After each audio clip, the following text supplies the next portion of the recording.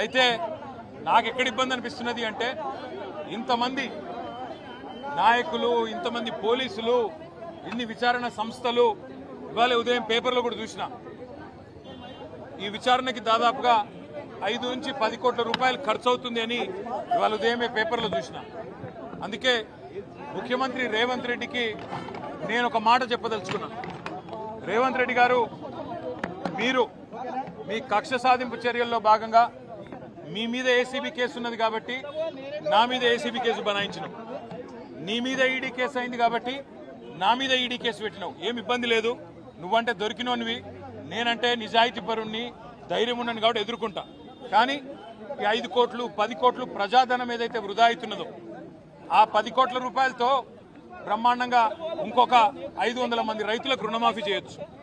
ఆ 10 కోట్ల రూపాయలతో దాదాపు 2500 మంది పెద్ద మనుషులకు పెన్షన్లు ఇవ్వచ్చు.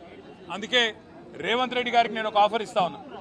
రేవంత్ రెడ్డి గారు, నీకు నిజాయితీ ఉంటే, నీకు ధైర్యం ఉంటే ఒక పని చేద్దాం. నేను తయారుగా ఉన్నా, నువ్వు ముందుకు రా, జడ్జి గారు ముందు కూర్చుందాం.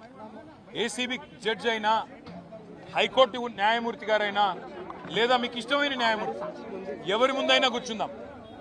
మీ మీద ఏసీబీ కేసు ఉంది, నా మీద ఏసీబీ కేసు ఉంది. నీ మీద ఈడీ ఛార్జ్ షీట్ చేసింది, నా మీద ఈడీ విచారణ జరుగుతున్నది. మీరు మొత్తం ఈ టీవీలు అన్నీ ఉన్నాయి కదా, మొత్తం మీడియా ఉంది కదా, లైవ్ టీవీ పెట్టండి. నేను రేవంత్ రెడ్డి గారు ఇద్దరం కూర్చుంటాం న్యాయమూర్తి ముంగట.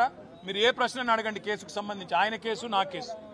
ఇద్దరికి లై డిటెక్టర్ పరీక్ష పెట్టండి, ఇద్దరికి కూడా లై డిటెక్టర్ పరీక్ష పెట్టండి.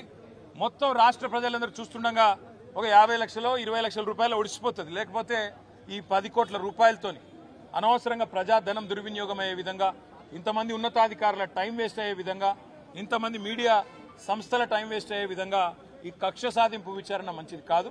నేను రెడీగా ఉన్న రేవంత్ రెడ్డి, నీకు ధైర్యం ఉంటే ముందుకు రా. నీ జూబ్లీహిల్స్ ప్యాలెస్లో అయినా సరే, లేదా న్యాయమూర్తి ఇంట్లో అయినా సరే, ఏసీబీ న్యాయమూర్తి ఇంట్లో అయినా సరే, కోర్టులో అయినా సరే, లేదా ఈడీ ఆఫీస్లో అయినా సరే, ఎక్కడైనా నేను లై డిటెక్టర్ పరీక్షకు సిద్ధం.